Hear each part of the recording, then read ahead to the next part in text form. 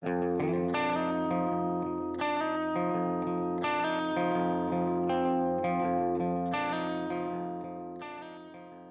there, everybody. Welcome to another episode of the Cloud-Based Mayhem. My plan this week was to release what you're about to hear is just a short primer and then do the show on the backside of that. But just got off the horn here with Bill Hughes, and the primer turned into about a 40-minute talk, and so I'm just going to leave this one as a full show. I am traveling right now, helping my mom out with the surgery, so I do not have my pro gear with me. But hopefully the sound will be all fine and dandy on my end. This is basically, I've been getting a lot of questions on how to get into World Cups. How does it all work? What does WPRS mean? What is CIVL? What is FAI? And we answer all this for you. Bill works for all of these organizations. He's the treasurer of the World Cup through the PWCA, and he works for CIVL. And he's been at this game an awful long time and understands it intimately and understands, Cat 1 and Cat 2 and NTSS and rankings and letters. And here you go. We explain it all. If you're wanting to play a little bit at the highest level, have a listen. Cheers.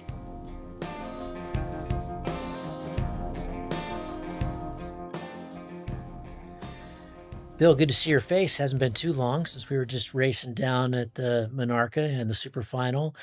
I've been getting, as I've told you before we started recording, I've getting a lot of questions from listeners who are keen on watching this stuff, but don't really understand how it works and how you start competing in World Cups. And so I thought I'd go to the expert, the guy who works for all these organizations and understands it better than anybody. And also understands the scoring. And so I thought where we'd start is just the difference between the various organizations. What is CIVL? What is the FAI? What is the World Cup? How do they differentiate? How do they work together? Why is it important? Let's start there. Okay. Yeah, great to be here again, Gavin, and good to see you. Wish it was in warmer conditions like we had in Mexico, but it's just perfect every day, isn't it? I know, it's just an amazing place. That was nice. That was nice. Yeah, so all the organizations are kind of confusing. So at the kind of like top is FAI. So FAI is responsible for all air sports all around the world, and they're actually an Olympic organization. So even though paragliding isn't an Olympic sport, there are other air sports that have been Olympic sports or demonstration sports, various things, but they're actually affiliated with the IOC. So that helps a lot of countries, especially like in Asia, get sponsorship dollars and things like that because they can say, hey, FAI wants to do a competition here. They're an Olympic affiliated organization, and so they can get sponsorship that way. CIVL is one of the air sports organizations underneath FAI, and CIVL is responsible for all hang gliding and paragliding activities. So FAI kind of like sets the umbrella guidelines for the various air sports, and then there's commissions for there's CIVL, and then there's like also a parachuting organization, there's a aero modeling organization, and so on. USHPA is affiliated with NAA, which is the U.S. National Air Sports Association, and NAA is a member of FAI. So when we sanction a competition in the U.S., we're sanctioning it as a FAI Category 2 competition. And the reason that USHPA can do that is NAA, who's an FAI member, has ceded that responsibility to USHPA. So will every country have I'm asking these questions that we're trying to kind of paint the very generic, easy picture for people that don't understand, and most people don't. Is USHPA something that every country has, something like USHPA and something like the NAA? In other words, to have competitions, you have to be sanctioned under the FAI? Exactly. Yeah, every country can have an organization, and most of them do, like NAA and USHPA. You don't have to, but if you don't have an organization like that and don't pay your dues to the FAI, then you can't do Cat 2 competitions, and you can't send people to the Cat 1 competitions, which are the Continental Championships and the World Championships. Okay. And CIVL would be the ones who create the WPRS, correct? Are they in charge of in the WPRS is the world ranking? Right, exactly. Yeah. CIVL manages the WPRS. They manage all the sanctioned applications for Category 2 competitions. They create the rule books. So you've heard of or everybody will have heard of Section 7.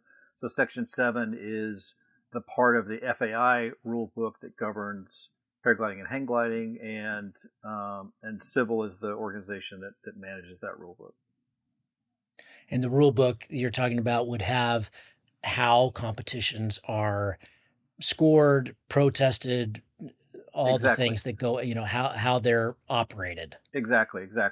One common thing that people don't fully understand is the difference between a Cat 1 and a Cat 2 competition. So in a Cat 1 competition, that competition is actually run by CIVL. So CIVL sends a steward and a jury, and it's run strictly per the Section 7 rule book.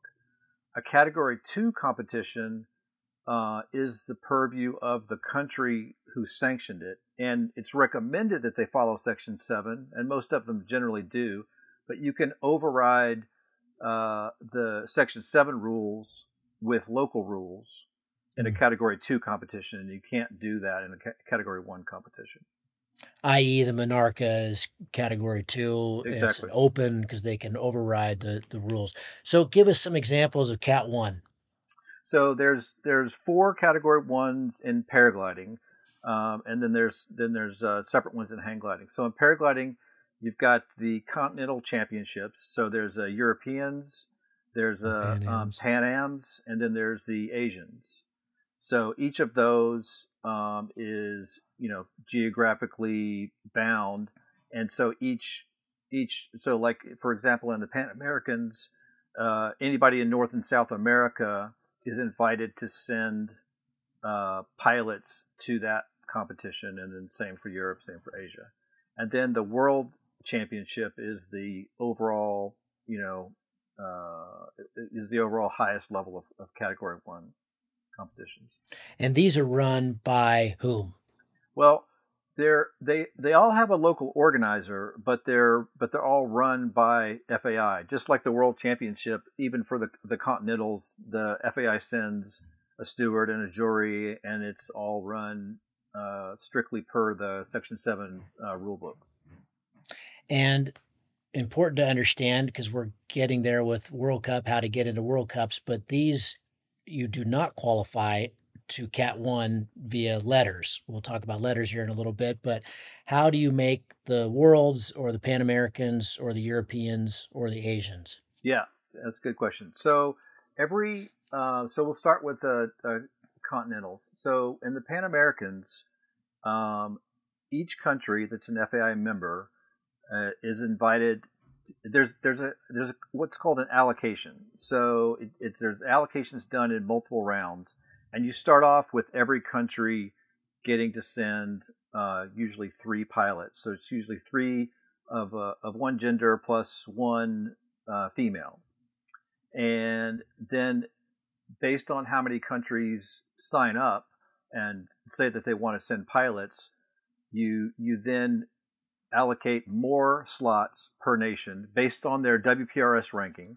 So, if Brazil is ranked number 1 in the Pan American region, which I think they are right now, they would get the first pick, and then I believe we're second, so then we would get the second pick. So if let's say after round 1, you've got 115 pilots allocated, then there's 125 pilots total. So you'd have 10 slots that you could allocate. So Brazil could send 1 more. We could send 1 more, and then on down the list until the competition's full. And if a country doesn't want to send 3 pilots or doesn't have 3 pilots that qualify, then those slots open up and are reallocated as well. So, and each country decides how it wants to send its pilots. So, most countries have just a normal ranking system like the U.S. does, where they just look at the results of the pilots' competitions and rank them accordingly. But you don't have to do it that way. So some countries do it a little bit more arbitrarily. France, for example, doesn't follow their ranking at all. Their team leader just chooses who they want to send. Yeah, it's 100% arbitrary. Yeah.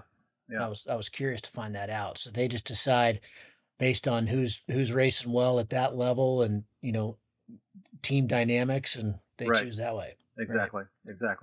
So that's how the Continentals works, and then the Worlds works exactly the same way, just on a world level. So, And the Continentals happen every year, but the Worlds are every other year, correct? No, they're both every other year, and they alternate. Wow. So this year's Worlds, so there won't be Pan Americans or Asians, and then next year we'll have the Pan Americans, Asians, and Europeans. Okay. So next organization I think we should talk about is the World Cup. How are they different? How do you go compete in World Cups? Okay. Yeah, the World Cup is really a completely separate organization. However, World Cup competitions are also Cat 2 competitions. So you do still get WPRS points for them. But aside from that, there's really no linkage. So World Cup was set up, 15, 20 years ago by a group of pilots that just kind of wanted to have their own thing outside the civil structure. I think back then, civil and FAI were like more complicated, and they wanted something simpler that they could decide how the scoring was going to work, and so on and so forth. So World Cups are run by the Paragliding World Cup Association, which is a nonprofit headquartered in France. And there's 5 World Cup events each year, and then there's a super final. And in addition to those, there's pre-World Cups, which allow people to qualify for the World Cup events. And then it also allows the World Cup to vet potential locations for future World Cups. They check out the organizer, they check out the site to see if it's at the level of a World Cup. World Cups are some of the highest. World Cup competitions have some of the highest level pilots of any competition because of the way you qualify for World Cup events. Okay, so if you're a budding comp pilot, you want to start racing pre-World Cups, World Cups, what's the path? Okay. Yep. So there's a couple of different ways you can get into the World Cup. So World Cup selection is done by letters, and everybody will have 2 letters. And there's a number of different ways you could get those letters. So the kind of easiest way to understand is every country can have a national championship and a league, and your ranking within your league and within your national championship gives you a letter. So, for example, for the U.S., our league is the NTSS ranking. That's our national ranking, and then the national championship is our national championship. So it's the U.S. Net. So it's your score within that.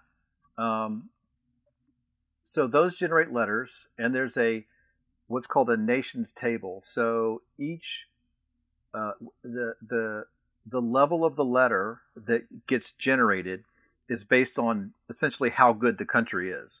So there's from level 1 to level 7. So France is pretty much always a level 1 country.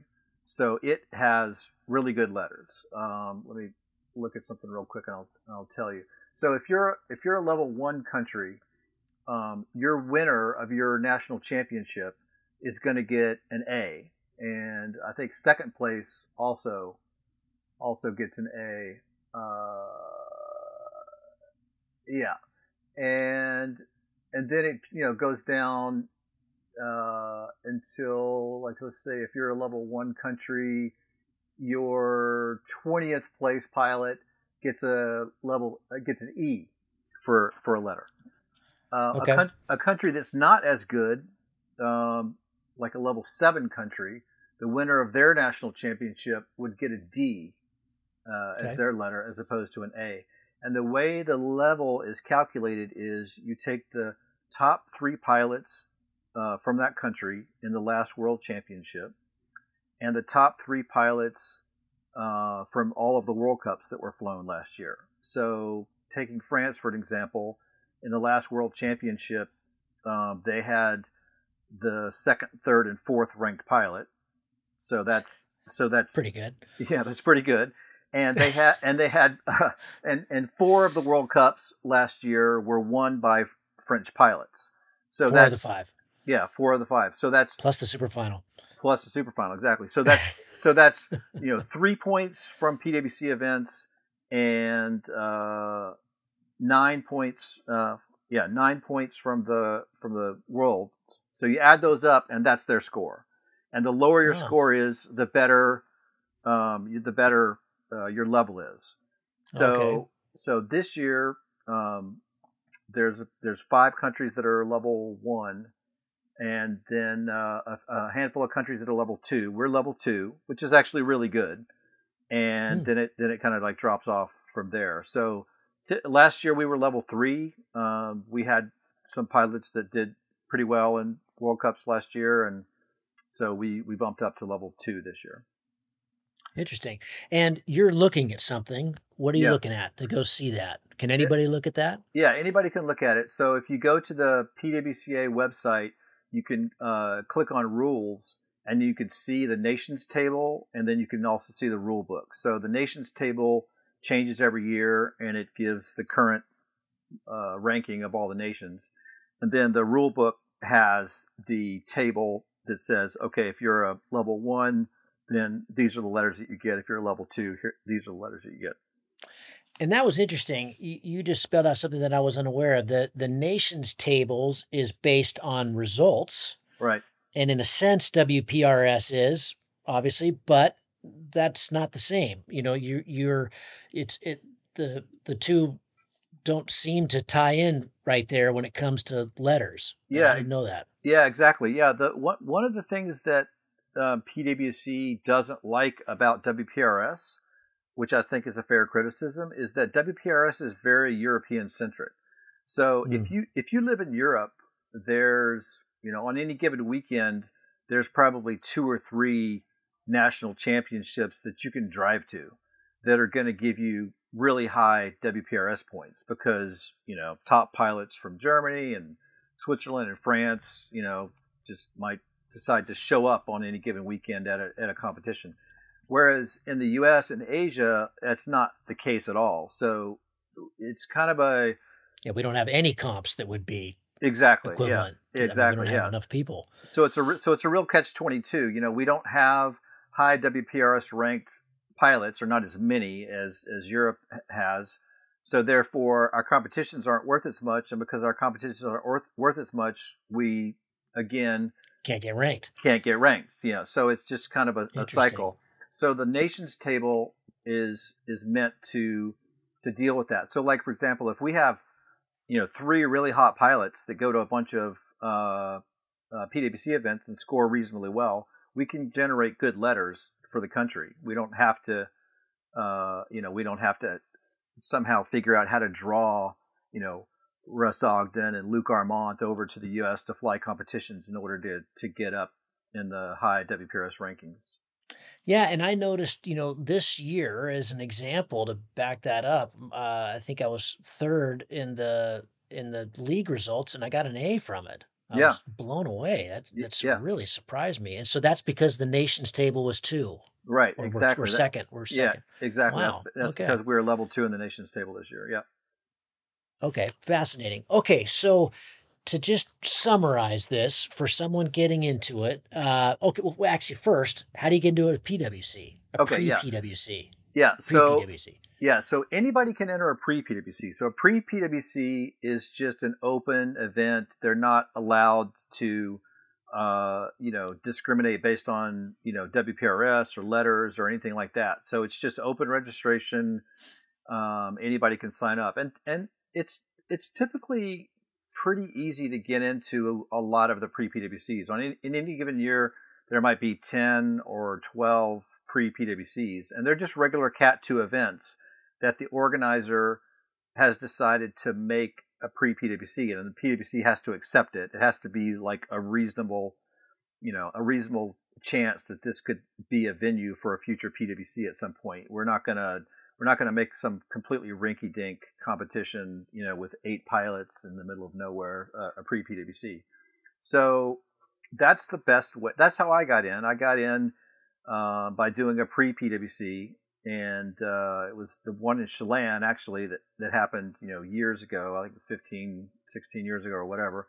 So I got a good enough letter from that to get into a PWC, and then I got a good enough score from that PWC to get into the super final that year. So it's a ladder effect. So you get letters from pre-PWCs, from your national championship, from your league, and then you can also travel to other people's national championships. So you could go to Canada's national championship, for example. It wouldn't be as highly ranked as the U.S., but it's still going to generate a letter. If you win the Canadian national championship, you're going to get a decent letter out of it. You probably won't get an A, but you might get a C or a B, something like that.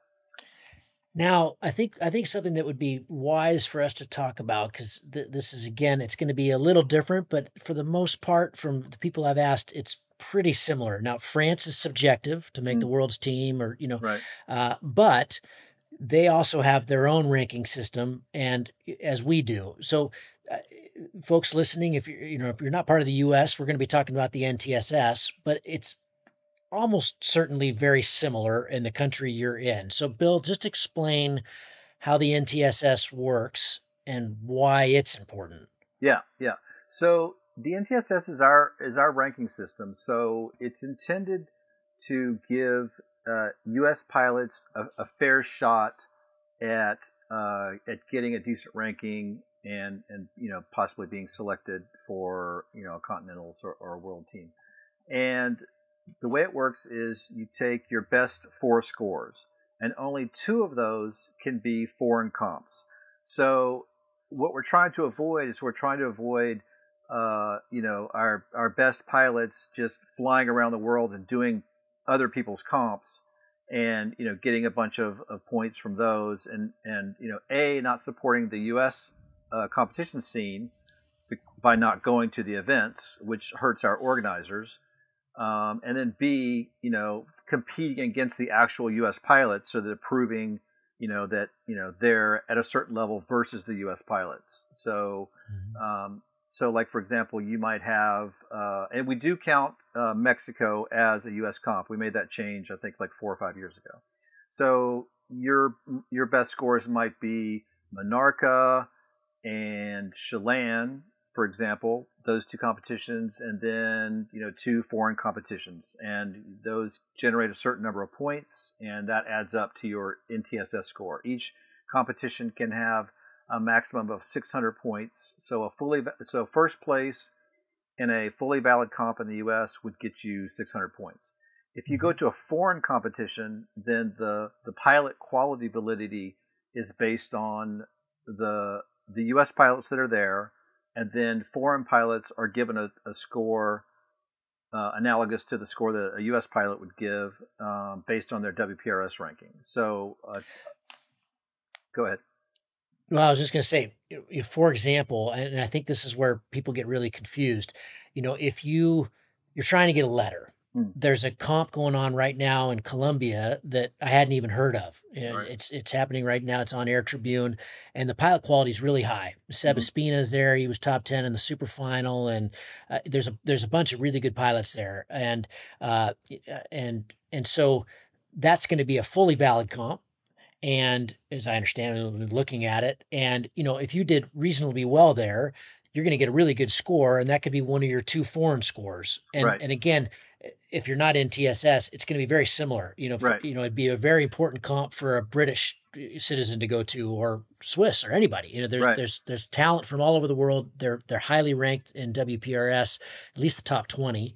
Michael Gerlach's there. He was top 10 in the super final. So you've got great quality there, and you can get a great score. And then that alone will not give you a letter, but that's going to be one of your top scores if you do well, and that will add up when it comes to the league score. Exactly. Yep. So 2 letters. Explain that. How does that work? Yeah. So you get 2 letters. So let's say that somebody went to 3 PWC events last year. They did the U.S. National Championship, and of course they're in the league. So they did 2 pre-PWCs. So that would give them 7 chances to get a letter. Actually, it would generate 7 letters, and then your PWC letters for getting into competitions are just your best 2. So if you got an A from the U.S. Nats and you got a C from the pre-PWC that you did, and everything else is lower, then your letters would be AC. So when it comes time to select people for a PWC, you start with the first letter. So all of the A's are selected first, and then to differentiate between the A's, you start at AA, then you go to AB, AC, AD, and on down the list. And then after all of the A's who have signed up have either decided that they're going to go or declined, then you go to the B's, then you go to the C's, then you go to the D's. So that's how that works. And how does I want to go do a World Cup in Brazil. What letters would I need to get in? Yeah, it's different. That's a good question. So it's different for different venues. Typically for Brazil, you could probably get in with a C, and possibly even a D. And for South Africa, you've got a C or a D.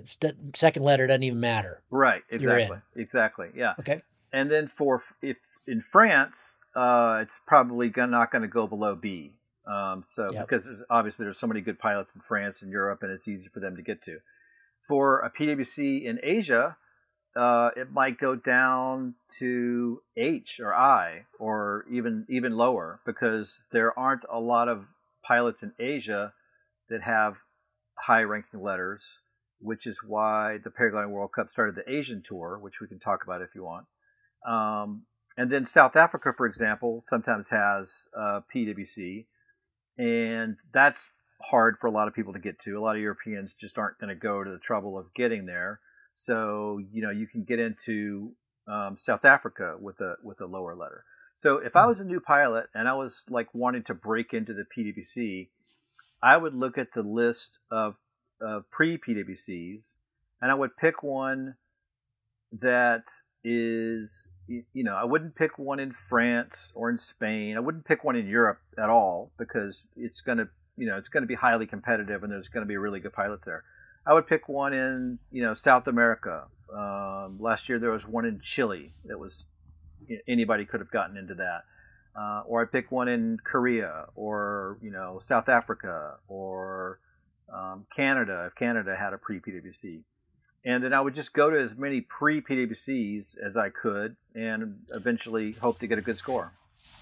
And because really, if you're looking to be expeditious, that's the easiest way to get a letter. It's one comp, 7 days, boom, you're done. Exactly. Whereas the league, it's the end of the year. It's the rankings as of January 1st, the following year. So it's the whole year. You got to wait around. Yeah. And for the nationals as well. And countries differ here. Some nationals are one event. Ours is typically 2 or even 3. Right. And so again, it's kind of the whole season. Exactly. Before that's tabulated and submitted, correct? Yeah, exactly. Yeah. And the U.S. has really gotten better and better. I mean, we have a lot of really good pilots now. So, it used to be when I first started flying that it was easier back then to be in the top 15, top 20 in the U.S. than it is now. Now we've got a ton of really good pilots, and so it's hard to count on getting a good letter from your U.S. league.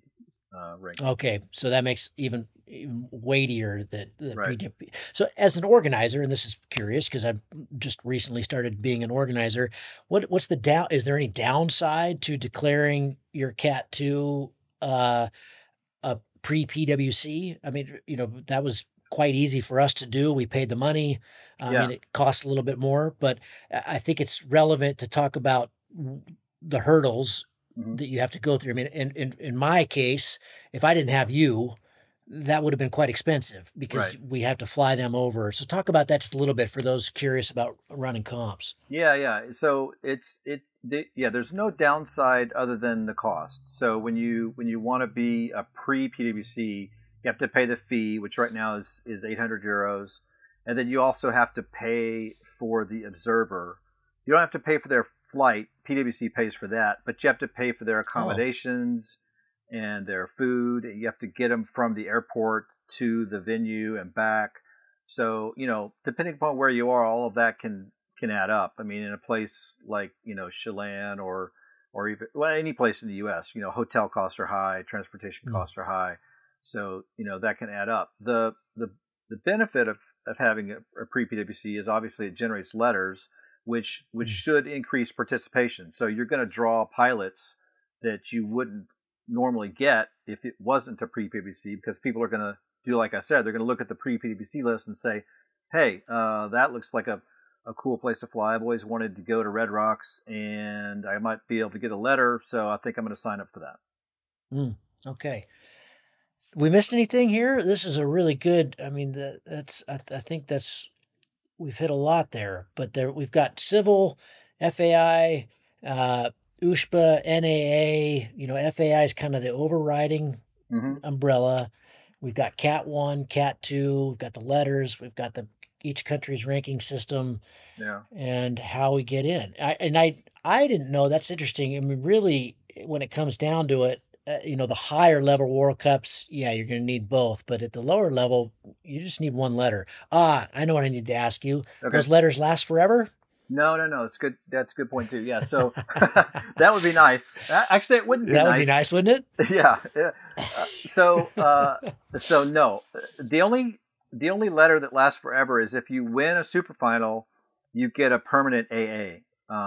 So Oh, it's yeah. So you you get never. a permanent AA. I just thought you got permanently into the super final, but that's just you're locked in, huh? Yeah, permanent Wow, AA. that's Yeah. cool. Yeah. What'd be nice if you won more than one super final, if you could give them away to your friends, so that like people like Honorin could like give his away or something. There you go. Yeah, Yeah, you're having a. yeah, he's got something he doesn't need.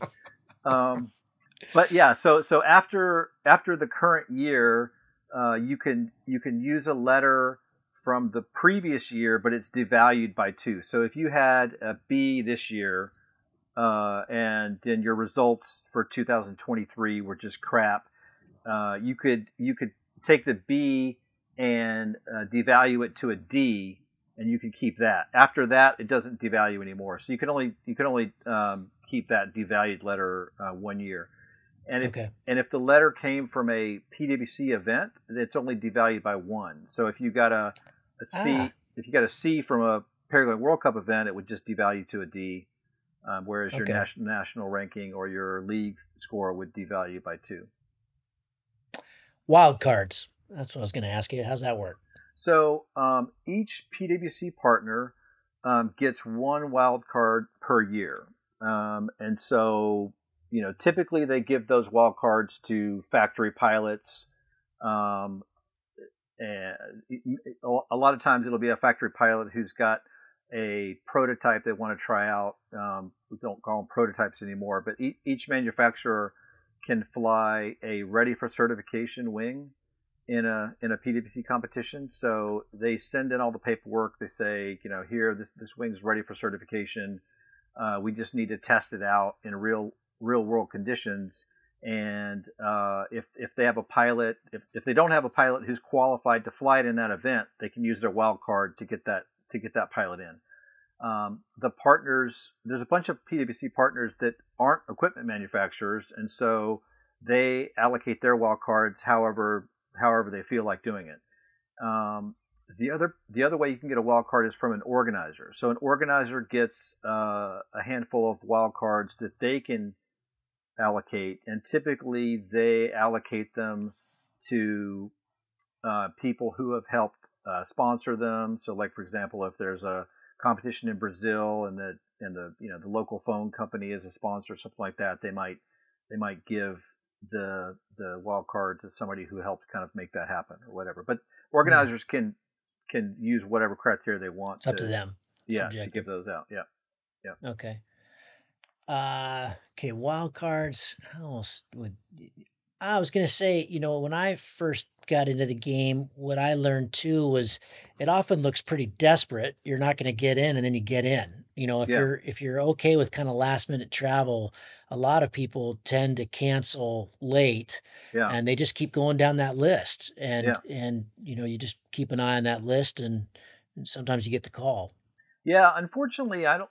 This is actually I don't. I'm not really crazy about the way it works, but like typically, what people do now is they just at the beginning of the year they just sign up for all the PWC events, Yep. regardless of whether they have any intention of going or not.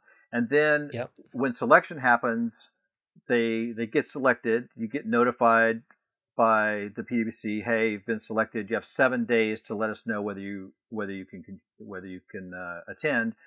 And then they look at their calendar and they might realize, oh, I can't attend this anyway, and so then they'll decline, and that'll just keep happening until the competition's filled up. So you're right. A lot of times, a lot of people will have signed up at the beginning of the year. Since then, they've gotten a conflict, and so they'll decline, or they'll cancel. They said yes initially, but then something happened and they decided to cancel. So there's quite a bit of that. So yeah, don't lose hope. I mean, if you sign up for an event, don't lose hope until the last minute. And you're right. If you're the kind of person that can be flexible and can go at the relatively last minute, like in the with a week or 2 weeks notice, you might get in. Bill, this one's important. How do we tell the PWC that we need a letter? Right. What am I trying to say? That you have to declare your results, and I think a lot of people don't understand that. Yeah. That's a good point. We should have done that. So the first thing that you should do if you're interested in PWCs is go to the website and create an account. And so it doesn't cost anything to create the account. You enter in your pilot info and things like that. And once you have created an account, you can now sign up for competitions and declare your results. So it's just a screen that you go to and you say, okay, I want to declare results, and you get a drop-down list, and you would say, I want to declare my result from the U.S. Nationals, I want to declare my result from the U.S. League, and any other things that every single thing that could possibly generate a letter is given to you as a choice for declaring results. And then you just say, I was, whatever, 5th, 10th, 15th in the U.S. Nationals, and that then goes to Laura at the PWC. She validates it. So like for the U.S., I send in the results every year of our national championship and our league, and every country has someone like me who does that same thing. So you may sign up and say I was 5th, and Laura might come back and say, well, actually you were 4th, because she's got the results, and so she validates that you've signed up with the right ranking.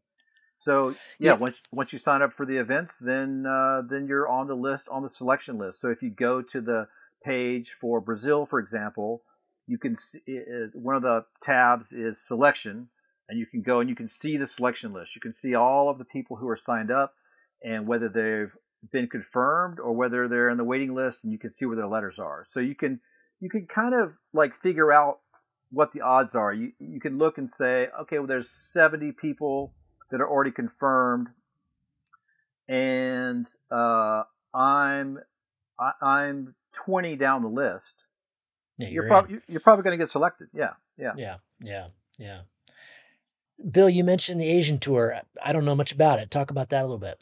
Yeah, so the Asian tour was set up really to help foster growth in the Asian countries and give the Asian pilots opportunities to get letters. There's a lot of really, really good pilots in Asia, and it's hard for them to get over to Europe and sometimes even the U.S. to do events. And so the Asian tour was set up. Jin Gliders, he was really instrumental in setting it up, and so it's really just another set of PWC events, except that they're in Asia. So Asian tour events are also a really good way to get letters. They're a little bit different than the regular PWC events. So in the regular PWC event, the top 15 pilots will automatically get selected for the super final, and then depending upon how many duplications there are between PWC events, it might go down to the top 20 or top 25 pilots getting selected for the super final. For the Asian tour, just the top pilot from an Asian tour event gets automatically selected for the super final. But you get really good letters from Asian tour events, and the selection might even go deeper in the future for Asian tour events. So Asian tour events are super fun, and they're a good way to, especially for U.S. pilots. It's relatively easy for us to get to most of the Asian tour events as compared to somebody in Europe, for example. Yeah, and I've heard awesome stories. I haven't gone to any of them, but I heard awesome stories about just the cultural experiences and the organizations and the stoke, and Oh yeah, it sounds like a must do. It sounds terrific. it really is fantastic. Yeah, I mean the Asian countries really roll out the red carpet. I mean you feel like a VIP. They have like insane opening and closing ceremonies. They'll bring in like local rock stars. It's just it's pretty nuts. That's awesome. It's a lot of fun. That's awesome. Yeah. Yeah, very cool. I wanted to ask you, so yeah, that's something we didn't touch on either, is the super final selection. So there's 5 World Cups. Mm-hmm. You said if you're top 15, you're automatically in. Does that change, as if it's the Macedonia World Cup versus Argentina? If the pilot quality is much higher at one, do they go deeper in that one, or is it just straight across the board? Okay, take top 15, get rid of the the do-overs, and then we go to 16, and then on down the line. So automatic qualification is top 15 overall and top 3 women, and the only thing that'll take that number down is the validity of the comp. So as long as the competition has at least 2 fully valid days, or 3 or 4 days that add up to 2,000 points, it'll be fully valid. Below that, and it could drop off. So you could get just the top 10 pilots or just the top 5 pilots if you only get one task, for example, in a PWC. Okay. So that doesn't happen very often, but it could happen. And like I said, so you get the top 15 from each, and the top 3 women from each event, and typically you've got a lot of duplications within that. So somebody will be in the top 15 of 2 comps or 3 comps, and so all of those extra slots are then allocated based on the quality of the events. But as long as it's fully valid, they're all equal quality. Bill, super helpful. I really appreciate it. I think this is going to be helpful to our listeners, and see you in Brazil, dude. Yeah, happy to help. See you there. If you find the Cloud-Based Mayhem valuable, you can support it in a lot of different ways. You can give us a rating on iTunes or Stitcher, or however you get your podcast. That goes a long ways and helps spread the word. You can blog about it on your own website or share it on social media. You can talk about it on the way up to launch with your pilot friends. I know a lot of interesting conversations have happened that way. And of course, you can support us financially. This show does take a lot of time, a lot of editing, a lot of storage and music and all kinds of behind the scenes cost. So if you can support us financially, all we've ever asked for is $1 a show. And you can do that through a one-time donation through PayPal, or you can set up a subscription service that charges you for each show that comes out. We put a new show out every 2 weeks. So, for example, if you did $1 a show and every 2 weeks, it'd be about $25 a year. So way cheaper than a magazine subscription, and it makes all of this possible. I do not want to fund this show with advertising or sponsors. We get asked about that pretty frequently, but for a whole bunch of different reasons, which I've said many times on the show, I don't want to do that. I don't like having that stuff at the front of the show. And I also want you to know that these are authentic conversations with real people, and these are just our opinions, but our opinions are not being skewed by sponsors or advertising dollars. I think that's a pretty toxic business model. So I hope you dig that. You can support us. If you go to cloudbasedmayhem.com, you can find the places to support. You can do it through patreon.com/cloudbasedmayhem. If you want a recurring subscription, you can also do that directly through the website. We've tried to make it really easy, and that will give you access to all the bonus material, little video casts that we do, and extra little nuggets that we find in conversations that don't make it into the main show, but we feel like you should hear. We don't put any of that behind a paywall. If you can't afford to support us, then just let me know and I'll set you up with an account. Of course, that'll be lifetime, and hopefully you're being in a position someday to be able to support us. But you'll find all that on the website. All of you who have supported us or even joined our newsletter or bought Cloud-Based Mayhem merchandise, t-shirts or hats or anything, you should be all set up. You should have an account, and you should be able to access all that bonus material now. Thank you so much for listening. I really appreciate your support, and we'll see you on the next show. Thank you.